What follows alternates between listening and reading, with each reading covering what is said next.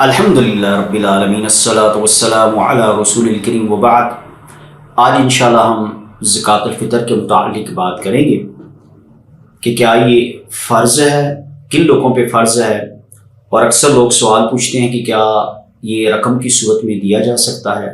تو انشاءاللہ مختصر سے اس کلپ میں ان امور پہ بات کریں گے۔ اللہ کے رسول صلی اللہ علیہ وسلم کی حدیث ہے، آپ نے فرمایا زکوٰۃ الفطر ایک سا کھجور یا ایک سا جو فرض قرار دیے۔ اس سے پتہ چلتا ہے کہ زکوٰۃ الفطر فرض ہے۔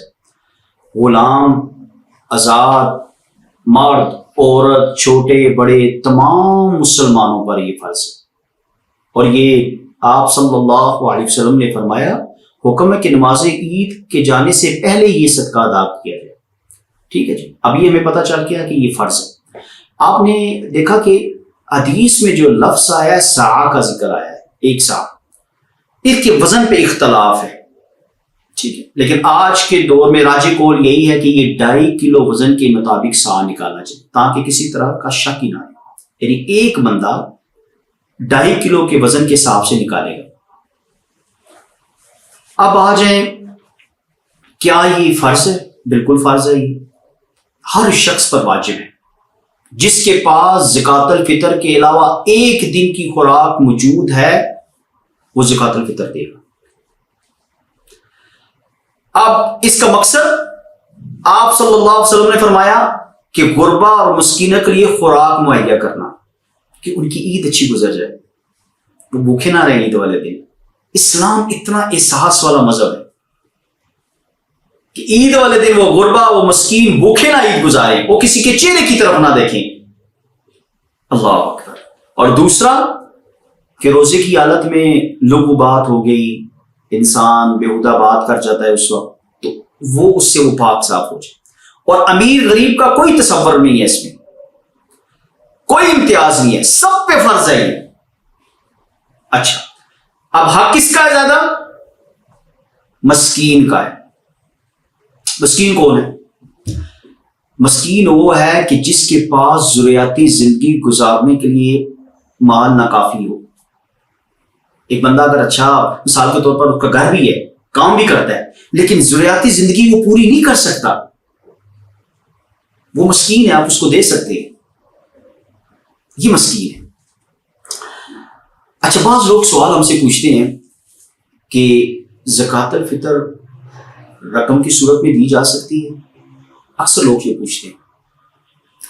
افضل اور بہتر یہی ہے کہ آپ گندم، جو کھجور، جو بھی جس علاقے میں رہتا ہے، مثال کے طور پر عربوں میں آپ دیکھیں کہ لوگ چاول زیادہ کھاتے ہیں، پاکستان میں گندم زیادہ لوگ کھاتے ہیں، تو آپ اپنے علاقے کے مطابق نکالیں گے۔ جیسے پاکستان میں افضل یہی ہے کہ آپ اس علاقے کے مطابق جو چیز چلتی ہے وہ آپ نکالیں، ٹھیک ہو گیا۔ لیکن مجبوری یا کوئی شرعی عذر ہے تو آپ رقم نقد بھی دے سکتے ہیں، اپنا وکیل منتخب کر سکتے ہیں، جیسا کہ آج کل مساجد میں آپ نے دیکھا ہوگا، عربوں میں تو وہاں ڈبے رکھے ہوتے ہیں، یہاں بھی پاکستان میں اناؤنس کیا جاتا ہے کہ جی ہم آپ کے لیے وکیل بن جاتے ہیں، یا ہم اکٹھا کرتے ہیں، آپ ان کو بھی دے سکتے ہیں، نقد بھی دے سکتے ہیں۔ اور ایک بات یاد رکھیے گا، زکوٰۃ الفطر جو جنس آپ کھا رہے ہیں اس کے مطابق آپ نے کرنی ہے۔ مثال کے طور پر آپ کے گھر میں گندم زیادہ چلتی ہے، آپ لوگ کھاتے ہیں، آپ گندم ہی دیں گے۔ چاول زیادہ استعمال کرتے ہیں تو آپ پھر چاول زیادہ دیں گے۔ جو چیز آپ استعمال زیادہ کر رہے ہیں آپ اسی کے مطابق دیں گے، اور معیار رکھنا ہے۔